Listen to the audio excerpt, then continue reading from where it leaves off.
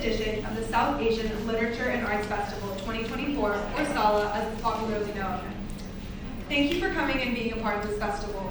Before we begin, a big thank you to all of our sponsors who have enabled us to bring this quality festival to our Bay Area community. Today our panel is Migration Through Art. The keynote speakers are Ghazal Samizeh, Namita Paul, and Ashwini Bhat, in conversation with Dr. Padma Dorje Maitland. Dr. Padma Dorje Maitland is the Mallavali Family Foundation Associate Curator, Art of the Indian Subcontinent at the Asian Art Museum of San Francisco. Just a few house rules before we begin our program. Please keep your cell phones on silent and no video recording. There will be a 15 minutes Q&A session after the discussion, and books by the authors will be available for sale and signing outside in the atrium or the front lawn. As a reminder, stop by the art exhibit on the 3rd floor of the BCC and support the vendors' booths on the front lawn of the BCC and the atrium. The final event of this evening with Shashi Tharoor will be at 6:15 in the Hawk Auditorium. And with that, let's welcome our panelists with a big round of applause. Good afternoon, everyone. It's been a really full 2.5 days. Wonderful to be here with everyone for these conversations and to our panelists. So it's really my great pleasure to introduce today's panel. A group of phenomenal Bay Area artists whose work is dynamic, multidisciplinary, and part of today's focus extends and nicely complicates how we understand South Asian art, or the art of South Asia more broadly. As the title suggests, one theme of the panel might be that of migration or diaspora. Each artist's work and life story moves across multiple geographies, reflecting on personal and collective memories and ecologies of place. What I so appreciate about their work is how these themes are brought into rigorous conceptual material explorations, resulting in fierce works that are just so impactful. So to offer some brief introductions, and they really will be brief because, as everybody says, they'll go on and on for days.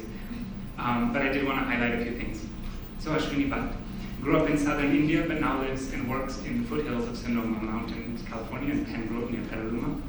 Coming from a background in literature and classical dance, Ashwini works in sculpture, ceramics, installation, and video, developing a unique language exploring the intersections between body, nature, self, and others. Ashwini is the 2024 John Knudsen Prize winner and a 2023 United States Artist Fellow. She also received the Howard Foundation Award for Sculpture, the McKnight Foundation Residency Fellowship, and many others.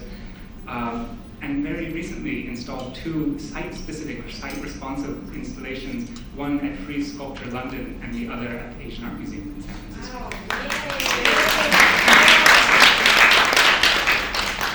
So Namita Paul is a Bay Area artist whose work engages with themes of home, rupture, repair, architecture, memory, and time. As she explains, her current work is an exploration of the ways in which physical spaces we have inhabited stay with us long after we've left them. Having graduated from CCA here in San Francisco, she's been a fellow and awarded numerous residencies, including one at the Montalvo Center for the Arts. Namita's work has also been featured very recently in several notable local exhibitions, including the recent show at ICA San Jose called Place, Reckonings for Asian American Artists, and is also included in a show just down the hall, or just over there at the Cantor Art Center, Spirit House, now on view. I encourage you all to go see it. Ghazal Samizeh. So Ghazal Samizeh was born in Kabul, Afghanistan, and raised in rural Washington state. As she writes, her work often reflects on the complexities and contradictions of culture, nationality, and gender through the lens of her bicultural identity. In addition to her multidisciplinary practice, which moves between photography, installation, social practice, film, and literature, she is vice president of the board of the Afghan American Artists and Writers Association and has been featured in numerous publications. Ghazal's work has also been exhibited and published extensively, but perhaps most recently as part of the Women Defining Women in Contemporary Art of the Middle East and Beyond at LACMA, and even more recently in Rhythmic Vibrations, the first American pavilion ever at the Guangzhou Biennial. I've had the great pleasure of working with Ghazal on an exhibition titled After Hope, Videos of Resistance at the Asian Art Museum and at the Peabody Essex Museum.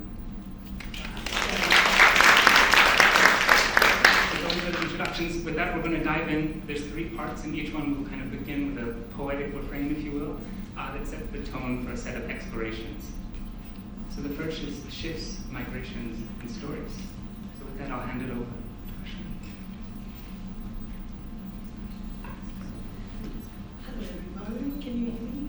No. Thanks for being here. Thanks, Padma.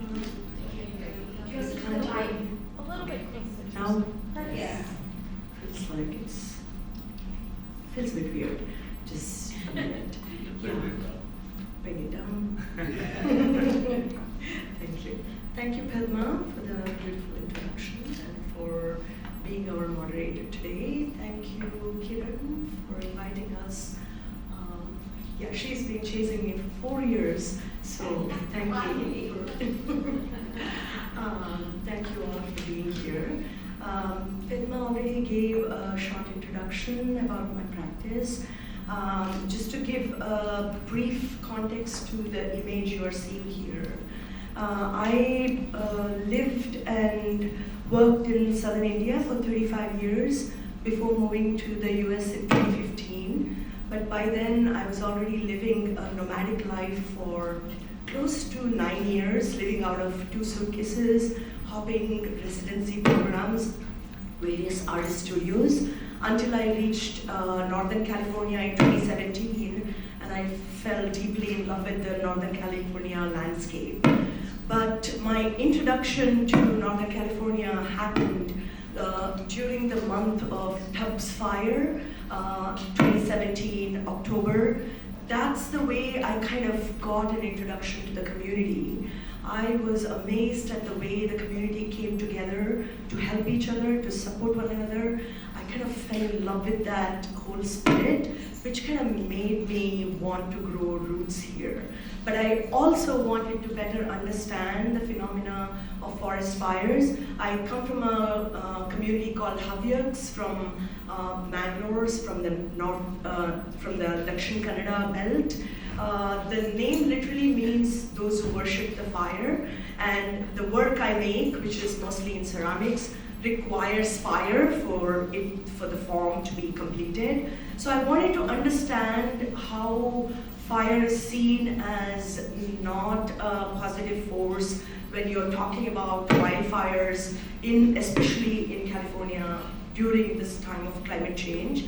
I started teaming up with biologists who were specifically studying species re-inhabiting the post-fire forest, which was kind of amazing because I got to go into deep forests in Yosemite, Mono Lake areas where these biologists were studying blackback woodpeckers coming back to completely burnt forests in order to recreate. So the burnt forest and the regeneration became a main theme in my work. So I started working in 2018 on a project called Assembling California, and that has now become a long-term project. I'm still working on it. Very much like an epic poem, I love the narrative to be long but kind of divided into sub-narratives. So the Assembling California has had multiple sub-narratives, and this is one of the sub-narratives you are seeing here. It's called Ritual Encounters. This is done in collaboration with my partner, Forrest Gander, who is a poet, writer, translator, who comes from a background in geology. UC Davis invited us just around the middle of the pandemic to do a collaborative project to address an idea of how to solve a problem. So we posed the idea of looking at collaboration itself as a methodology for problem solving, and we started walking on a ritual walk around Mount Tam. Who is here from the Bay Area? Who knows Mount Tamalpais? Yeah, Mount Tamalpais has inspired so many artists over centuries, but specifically for this, the context is beat poets like Gary Snyder, Allen Ginsberg, who went to India around 1969 when they came back, they were very inspired by the ritual walk of circumambulation, pradakshina. Probably this is the only room where I don't have to explain what a pradakshina is.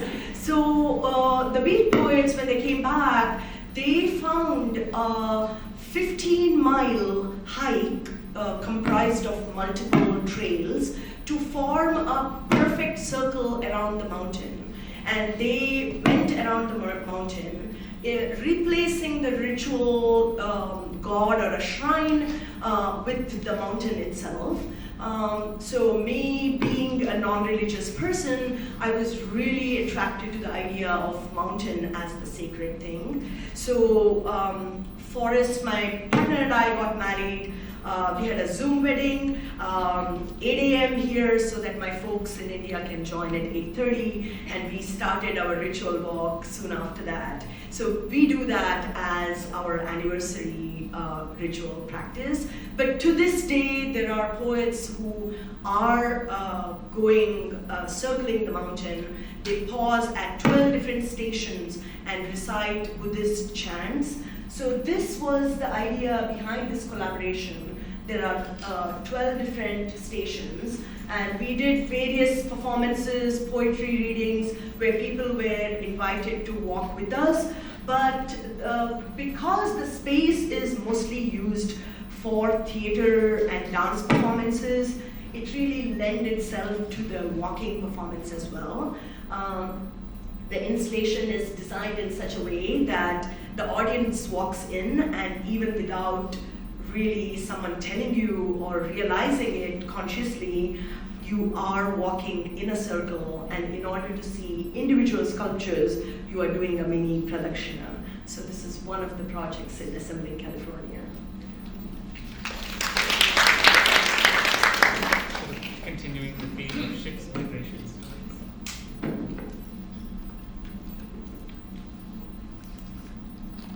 Hi everyone, I'm Namita.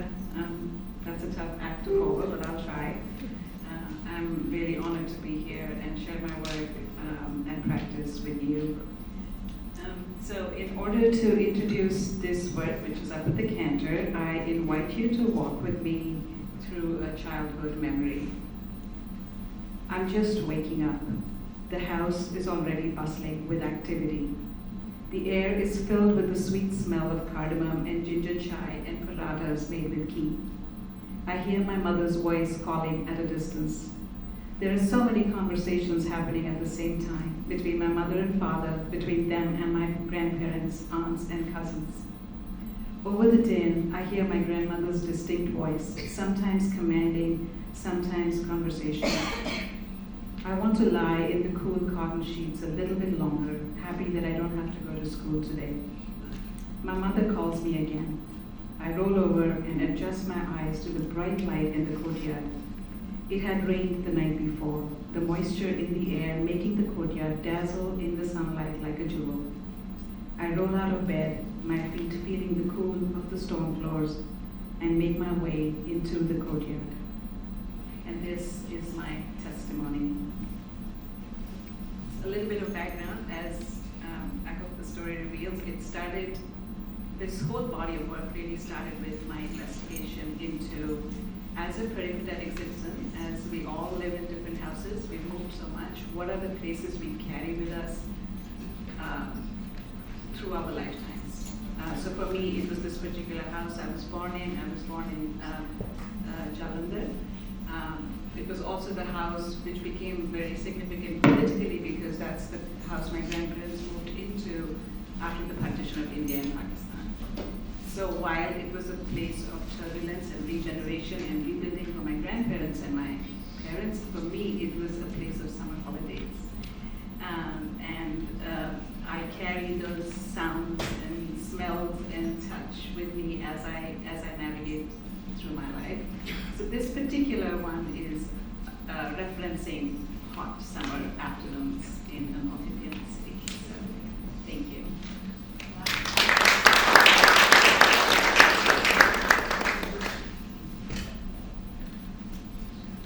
Hi everyone, I'm Gazelle Samizai.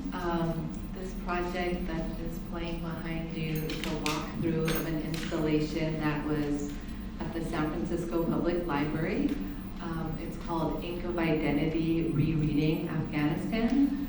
And I had a residency there, and on one of the days I was there, my dad called me and asked me what I was doing. I said I was at the library. Oh, I love the library. You know, in Boston, they had these most amazing books on Afghanistan that I'd never seen. So I became curious about what kind of books that this collection had that were on Afghanistan. And surprisingly, they had one as old as from 1758. It was, a lot of the books that they had were written by British explorers, travelers, etc., who were traveling through India, exploring Russia. And I started to think about how Afghan Americans like myself, who have a tie to the culture but grew up in the US, we end up learning about the country through these books that are written, by a Western author through a certain lens. So I ended up interviewing a handful of different Afghan Americans. I presented them different books. I just asked a few questions and then I kind of just let the stories come. And it was very interesting to hear about their family stories, and there was different common books that they had each read. And I felt, even though I was interviewing them individually, I kind of felt this sense of community and commonality. So in order to recreate that, I created a 3-channel video, which you probably saw in that walkthrough, so that I could kind of put them in conversation with each other. But also I think like the separation of the screens also speaks to kind of the conflicting feelings that all of the interviewees felt about encountering these wonderful books. And so the installation was both the video but also books that were on display with captions. There were also photos from the interviewees that were interspersed. For example, one of the books had an illustration of someone with a particular hat, and the interviewee said, "Oh, that looks just like my grandfather. I have a photo just like that." So we put that photo with it. And definitely, along the theme of migrations, their family stories of migrations came through this project. Thank you. Beautiful. We wanted to convey a sense of movement, of stories that kind of were ongoing and got interrupted, and then continued on through this presentation. So you're going to see 3 projects by each artist, again, through these themes. And so thinking about the stories and the shifts that take place with migration, the next question we wanted to think about or ask through their work was, how do they build layers? How's their palimpsest, a kind of assemblage of new forms, of new stories and narratives?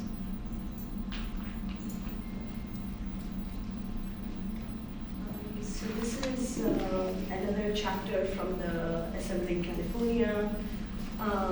So the Assembling California title, I borrowed it from a book by John McPhee. Someone is a John McPhee fan here.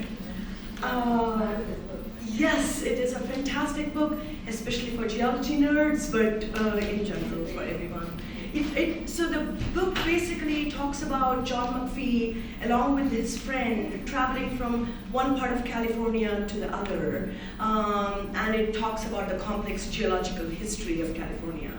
I was so taken by the book, but also when you're out there on the trails in California, deep time, you feel it. It is all around you. You are on top of Mount Tam, and there are acres of serpentinite rock, which happens to be the state rock of California, which was at one point deep under oceanic layer. So the whole state was somewhere down there. I mean, it's just every time I'm blown away by these evidences all around you.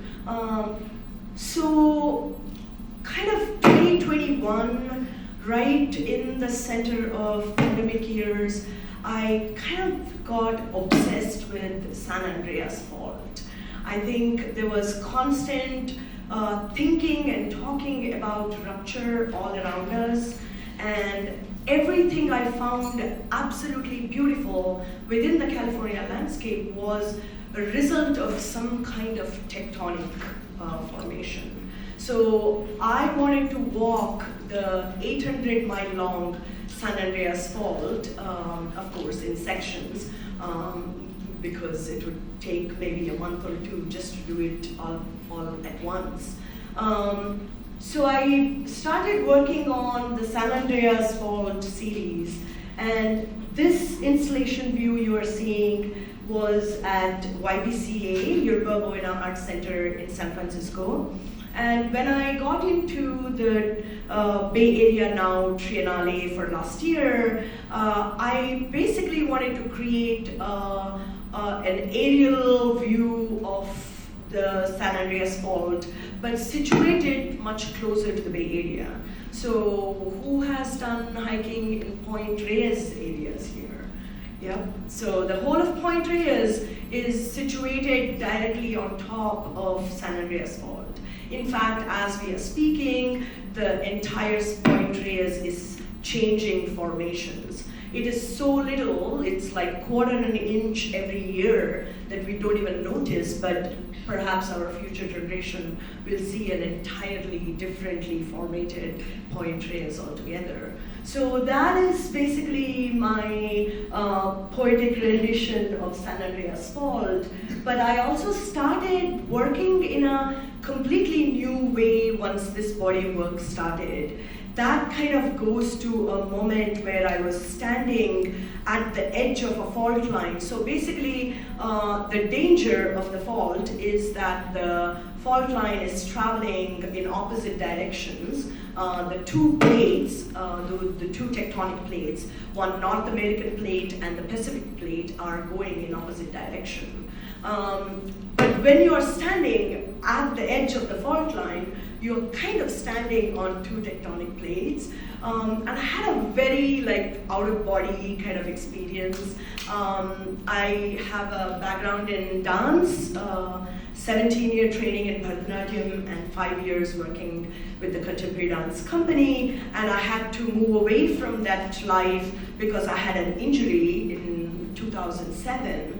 And I lived with a certain pain until 2020, until a physiotherapist in Petaluma finally resolved what might be going on with my body, which was basically to work with the body worker to go underneath the skin, lift my skin up, and treat the inflammation in the fascia. So that's how he basically made me pain-free. But when I was standing at the edge of the fault line, there was something so dramatic about being there that I felt like the whole land formation was like lifting itself up and landing in a completely different formation, very much like my physiotherapist lifts my skin up.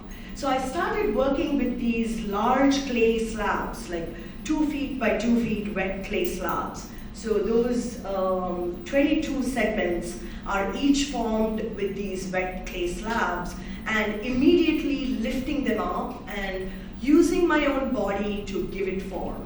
So some of the longer pieces you see are basically formed on top of my thigh and my leg, and that's also kind of a nerdy way of acknowledging the ceramics history as well. A lot of potters in Mexico and southern India make roof tiles in terracotta earthenware clay, but by using their thigh as a mold. So I was using my body as a mold in order to create these segments. And there is a poem written by my partner, because he's been the partner in crime in most of these trail hiking research travels as well. So the same poem is going in two different directions to kind of give a nod to the understanding that the plates are traveling in opposite direction. The sculpture which is in the front is titled Lovers on the Earthquake Trail. Earthquake Trail is also on the Point Reyes.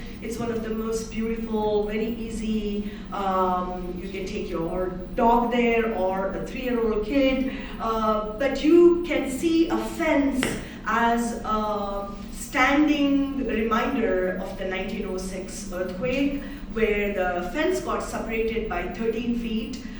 So the earth moved 13 feet there, and they have basically really took care of that fence to this day.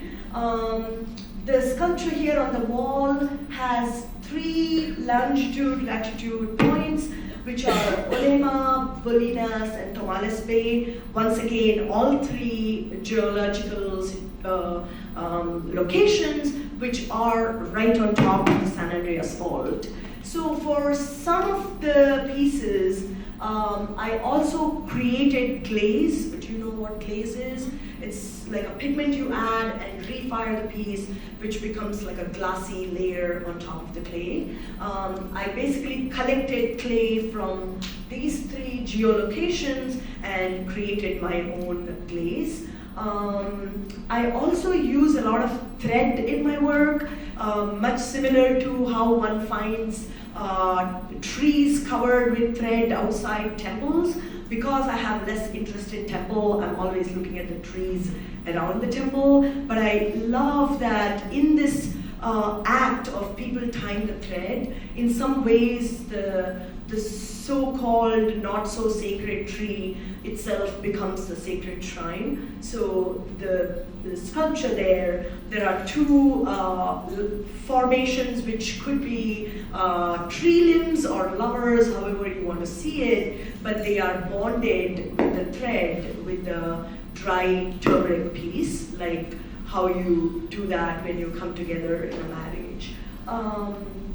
That's about it, and some of the segments have embedded quotes in them, which belong to a poet named Jane Mead, who lived in Napa Valley, and her father had a beautiful literature and arts collection. Entire ranch and the collection burned down in the Atlas fire in 2017, and the only thing to survive out of the whole fire were like 7 boxes of rocks. She herself died a year later, and when she was dying, she gifted the rocks to my partner, and he gifted them to me. So the rocks have been kind of part of my studio, and I've been embedding them into the work. So my assemblages basically are assemblages thinking about the memories I carry with me from where I grew up, but very, very situated in my own backyard in some sense. Yeah, thank you.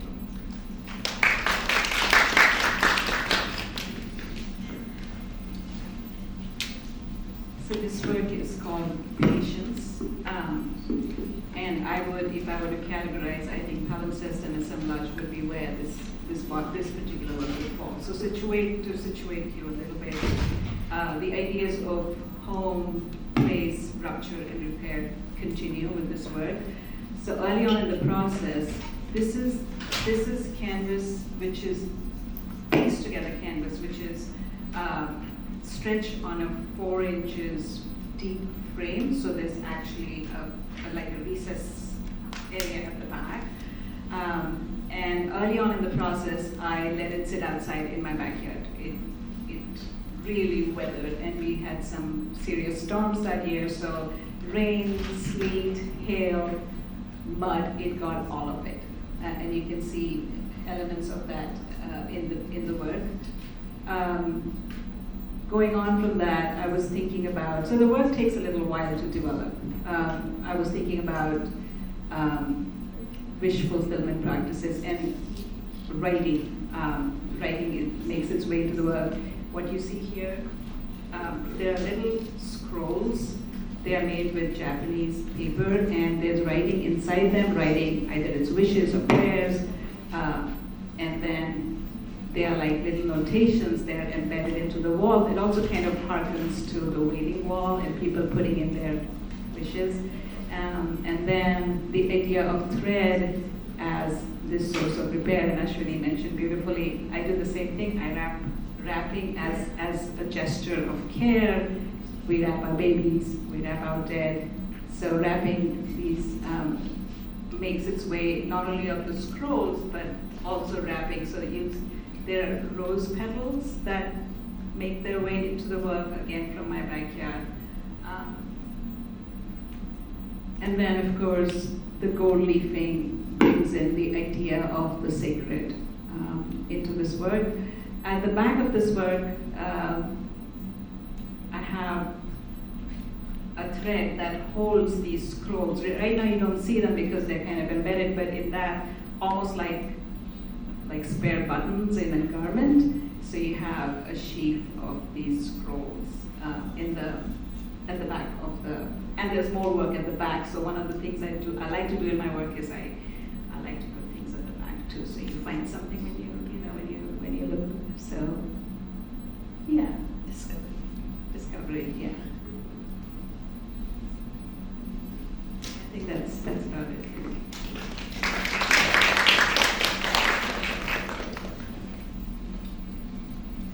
This piece is called Withdraw.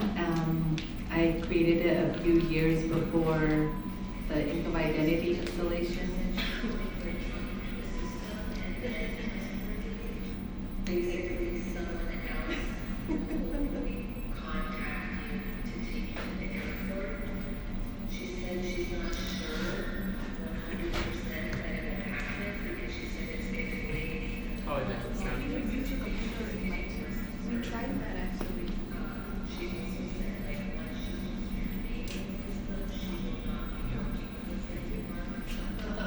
Okay, one second. Bear with me.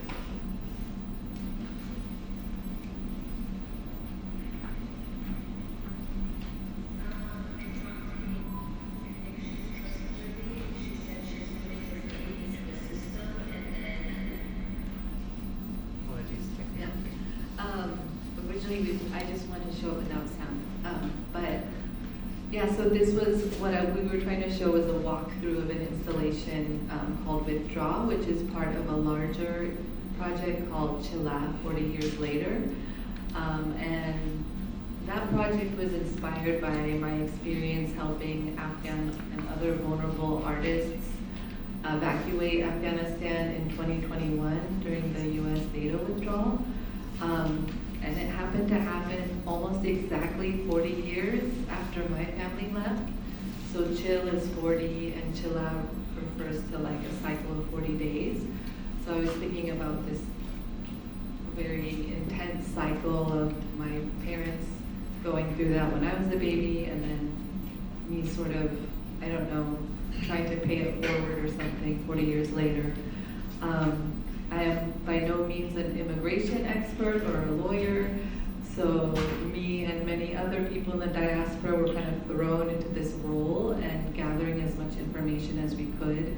And the situation in Afghanistan during that time was changing, by minutes. So it was very chaotic because I was receiving a lot of information from different sources, from the artists whose voice memos I had coming through the phone, the telephone that was dangling, through other Afghan diaspora people, from non-Afghans all over the world who were trying to help. I was on chat groups, I was on Facebook, so it was just an inundation of information. So in that installation, in addition to the phone, on the two walls was projected like the various information I was getting, like alerts about neighborhoods being at risk, etc. And then on the walls, some of the text threads that I had were written on the wall because I was thinking about how that labor of the diaspora was very invisible, and we were doing something that really government should have been doing. So it was like trying to make those efforts visible.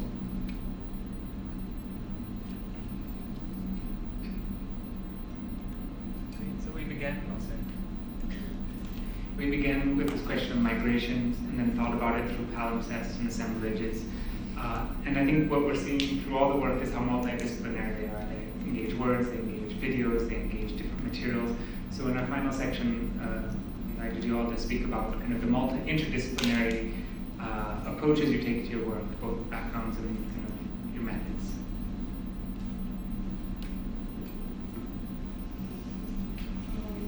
So this installation is at the Asian Art Museum, and if you who live around this area.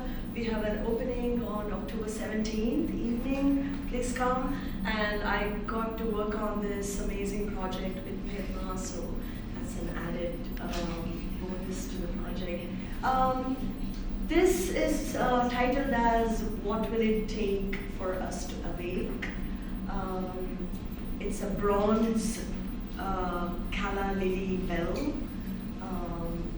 using a railway track, an antique railway track used in California, and has a base of a steel and also the framework of a steel. I've been working with the motif of calla lily for several years now, almost as a motif for regeneration of the female body and nature, much like Georgia O'Keeffe painted them. But also I have a very personal origin story which kind of goes back to that 2017 Tubbs fire. Around that time, I was house sitting for my partner, and he was away in Japan, and I was supposed to take care of his garden. And one fine day in November, I saw that the entire spot where things were green, they were no longer green. So I wrote him a long, dramatic apology letter saying, I don't know what I did, but these plants have died. And he was like, oh, those are calla lilies, they come back in April. So until that point, living in southern India, that too in Pondicherry, there's only two weather, like summer, summer, summer, and it rains. I've never really seen the dramatic change of seasons. So the calla lily has been in my mind for those reasons and everything else. So that's a calla lily bell, but a similar edition is also on view right now at Frieze Sculpture in London, where basically I was given a 400-year-old Turkish oak tree, and the bell is basically hanging from it. So both were kind of involved in two different projects. Both are site responsive. This project, when it came to me, I had to submit a proposal for approval and various 17 different stages of the project. And the one thing really struck me is this is on the 3rd floor of Asian Art Museum as you enter the South Asian galleries, but it's at the end of a long corridor, but it doesn't feel like a narrow corridor simply because of these beautiful glass facade everywhere. But there is this feel of you wanting to go towards the edge. So I started thinking about this space as an antechamber to a temple where you are leading yourself towards the Garbhagriha, towards the Sanctum Sanctorium. So that's how the whole project kind of came to being. I will be actually interested in asking if Padma has something to contribute to this conversation, because without Padma, this project wouldn't have happened, period, but also wouldn't have happened in this particular way. So Padma also has a background in architecture, which was amazing tool for me to just bounce ideas and brainstorm. So maybe I'll end here, and then when we come back for a conversation, perhaps you can jump in.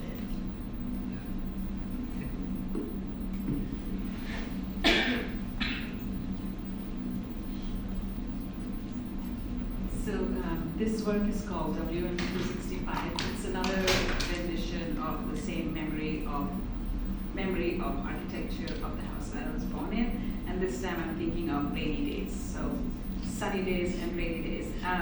But before I go into the stories in this piece, I do want to talk about interdisciplinarity. So I was a fashion designer before I became an artist. So the idea, the piecing together of fabric and sewing and embroideries, all that come from there. And then there's this interest in architecture, and now there's a little bit with my interest in light, which you also saw in testimony. The use of LED lights and a little bit of tech is kind of making its way into the work. So my treatment of materials is, even though I use canvas, I like to distinguish it from textiles. So this is indigo dyed. It's a very textile approach. We were talking about that earlier. But testimony, the piece that you saw before, and that's at the canter, it's more painterly because I pieced it together and then I've gessoed it, and it becomes like a base for a painting. So about the stories in this piece. Oh, and there's also photography. So one of the things I do with photos. So let me back up a little bit. The whole project started during COVID, when my diasporic family created a WhatsApp group. We were all holed up in 7 continents that we are now, and WhatsApp photos, I'm sure you all have this experience, the photos that come down are never really good photos because the person who took them just took a photo and sent it down, right? So I wanted to take that and I wanted to keep that memory. And these are few extant photos. These are from the 70s. They're of my grandparents and one of me and my sister, which actually sent me down. One of my sister, I'm not in that photo, but my sister in that house, which kind of sent me down this lane, this rabbit hole. So I take photos and I use acrylic and I create skins of the photos. So what that does is it transfers the photos on the acrylic and creates a different base for it, and the paper doesn't remain anymore. The paper is washed away. So that idea of remains and remnants and skins and scarring and all of that good stuff sort of made its way to the work. The nooks that you see, they are, and Salman Rushdie, I think, has a beautiful way of referring to these. They're places that time stands still. For me, they hold memories because my grandmother used to keep keys there, or there used to be a soap bar, or there's just light streaming in through those areas. So nooks have kind of become an interesting and appealing and meaningful architectural feature in my work. The other story, so there's the dark blue that you see is actually burlap, and that is a reference to how oral stories, when they're handed down, they kind of change and shift.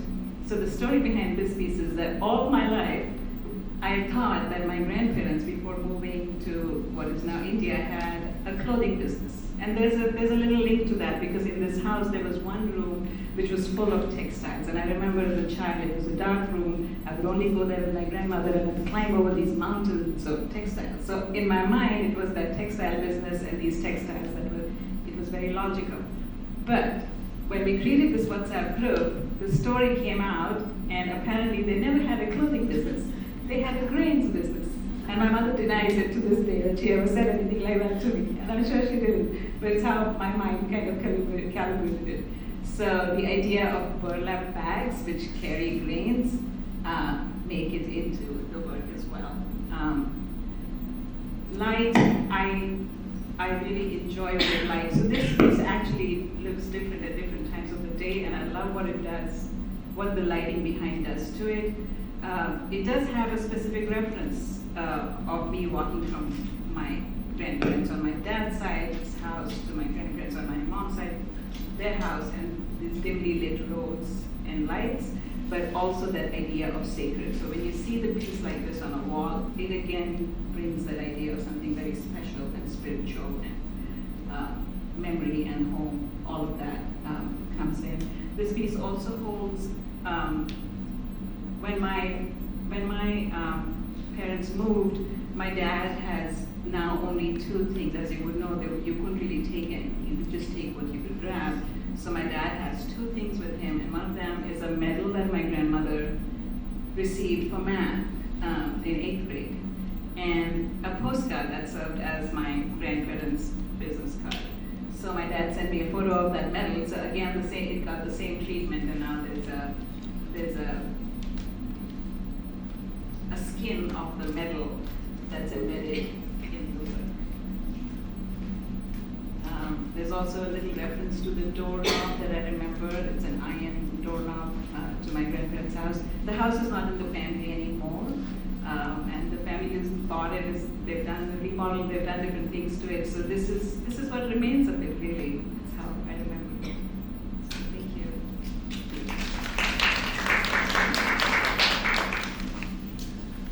This project is called A Guest in a Ghost Home, and it's a handmade artist book that I made after creating a 4-channel video. That started because when Trump was running for president the first time, I remember he was talking about the Muslim ban. At that time I was living in Los Angeles, and I decided to visit Manzanar, which is one of the Japanese American concentration camps from World War II. And when I went there, like the landscape and the white stones, it very much reminded me of Afghanistan. And so I asked one of my poet friends, who's also Afghan, and she also saw that residence. And we were thinking about how so much history and pain is like embedded in that one site. Because as I did more research, I learned that prior to the camp, it was, so originally that area was inhabited by Paiute Indians who were pushed out by European settlers. And then those settlers were pushed out when Los Angeles bought the water rights to that area. And so there was just so much going on. And so Sahar Muradi, who's the poet I mentioned, she ended up writing poetry to kind of encapsulate all the interlocking issues. And I created a video from that, and then as a follow-up though, there was just so much rich information. The video was more abstract, so the book is more of a way to delve into some of the details. And so the binding is a combination. So basically, as you probably see, the pattern is like an Islamic geometric pattern, and I use the Japanese stitch binding technique, which is you use just one thread. So this was a very long thread. I was like walking across the room so it wouldn't get tangled. And then the cover and some of the interleaving pages were made with handmade paper, using botanicals from the Manzanar area. And then there's text and interviews and stories in that book as well.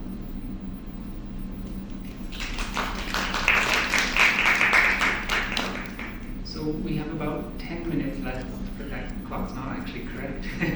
But so I'll open it up to questions. Just to follow up on Ashwini's prompt to think a little bit about the what will it take for us to awake installed at the Asian Art Museum. It's a really important piece for us in that it's the entrance to the South Asia galleries. So it's a chance for us to think what are the new narratives that we want to introduce and what are the ways that we could prompt some new questions. So this is a really exciting piece for us because it kind of marks a real visible way, a move toward both Asian and Asian American voices, and particularly South Asian American voices. But a little tidbit about the architecture, our staff writer actually pointed out that space looks like a greenhouse. And if you think about the history of museums, one of the first kind of major world museums was the Crystal Palace, which was actually based on greenhouse designs. And so in some ways I think this piece references quite directly the history of museums and the history of representing flowers and art in similar ways, and now plays with it. So it's really just plays with that beautifully. Thank you all for your incredible presentations. And just continue, I've had the great pleasure of seeing many of your works in person, and I think one of the things that I always find deeply moving is how they touch your, like they engage your body. Like you find yourself moving closer or moving in relationship to them, or being moved by the sound of them. And that's something I hope you all have a chance to see for yourself. I wonder if there are questions from the audience. Otherwise, I'm happy to pose some more. Yeah.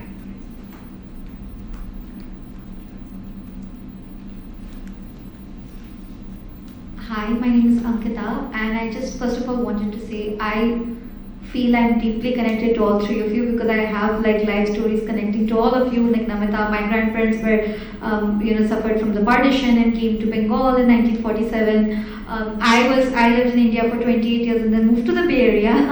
And my first friend was an Afghan refugees in India, so I have a connection to all three of you. So I just loved all the installations, and I actually got reminded of my childhood memories by looking at all of them. And I just wanted to say that the installation at the, which was Ashwini's installation, I just wanted to quickly say that when I first saw it, it reminded me of the Holocaust and what's happening in Gaza. And I don't know if that's something you wanted people to take away from it, but I felt that, got that feeling because it left that impact on me and made me think, what will it take for us to really awaken our conscience, looking at that wilted flower and everything else. That's my comment. My question is for all three of you. What is one childhood memory that you reference when you're working on any installation and art form? I mean, like right now? Or Anything, for like maybe anything you go back to that has impacted you so much on your journey, that you reference when you're working as an artist. I think my connection to trees is constantly with me. I was a bookworm. You could find me hiding with a book somewhere, mostly in my neighbor's fig tree, because the fig tree branches were low. And for longest time, I grew up in Puttur, and it's a small town, there's nothing else to do, so I used to read a lot. And I always wanted to leave the small town, and then I lived in big cities, and then somehow I arrived in another small town. Now I live in an unincorporated town. I see more wild turkeys than human beings on a regular day. But something changed by the time I moved back to California, that I really found my childhood days kind of mimicked within the Northern California landscape, being out in the wilderness. And that kind of changed the way I looked at my work. The work became, of course, it was always nature inspired, about natural materials, materiality, but the work became about ecology. Then it also felt like much larger than me, like as if what I made had a bigger purpose. So I think that's always with me. Yeah.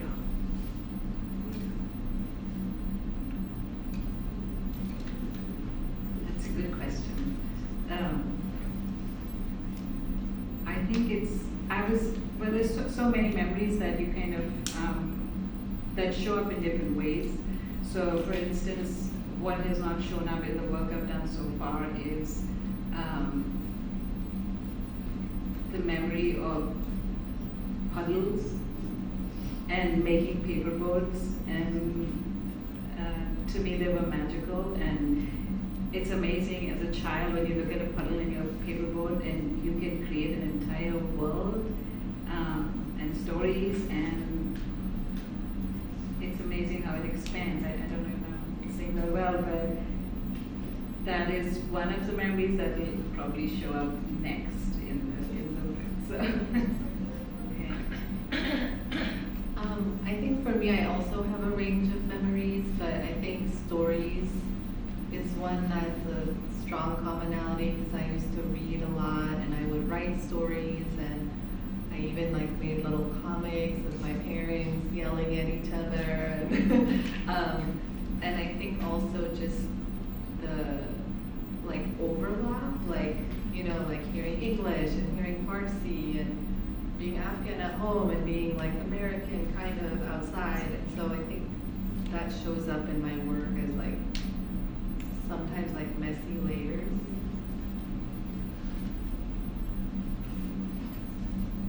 Hi, thank you all so much for being here and sharing your incredible work.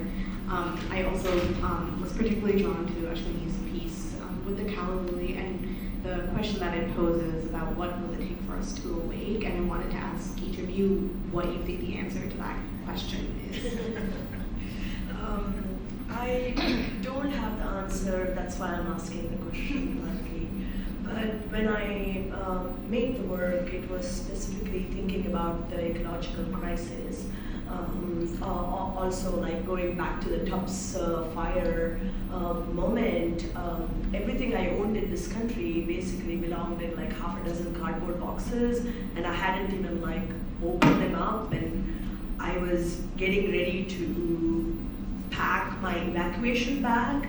I had never experienced anything like it until that point.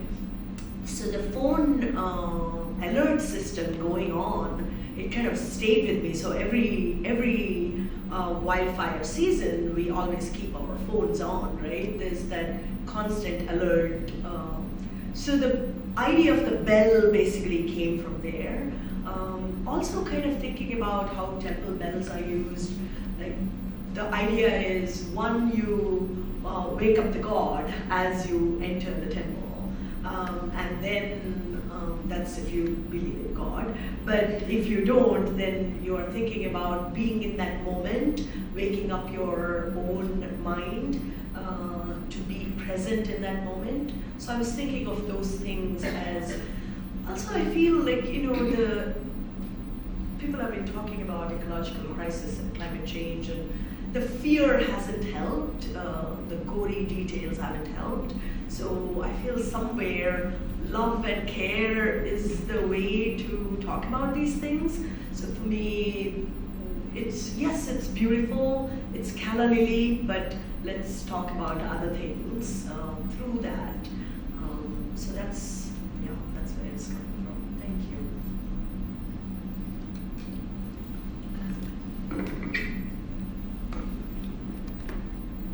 I think that's a really broad question, and Ashwini can answer it because she made the piece.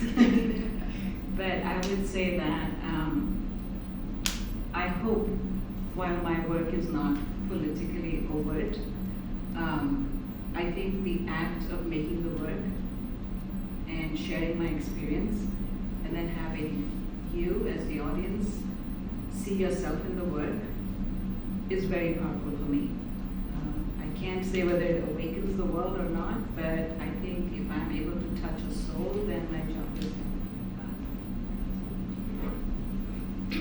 Yeah, I also agree with Namita. I was thinking about how I think one of the roles of the artist is to kind of translate, it of course depends on what subject they're using, but to translate these really difficult moments into something that's tangible and like can be experienced in a different way, whether it's like visual, sound, touch. And I agree, like, sometimes I think, 10 people saw this video and they felt it, maybe that will make some kind of effect. I also think like education is really important. I think a lot about how it seems like in this country, unless you like seek out information about what's happening in the world, it's hard to get it, like if you study art or you study medicine, it's very localized. And I've also been thinking about how we're so, like in this social media tech environment of communicating in these kind of broad, vague ways, but I feel like we need to be having more like one-on-one conversations, like hopefully understand each other and, share different viewpoints and things like that. Well, that's our time, so please join me in. I think we're at 6, so we're going to have to, but please stay behind the talk. Yes. Thank you all for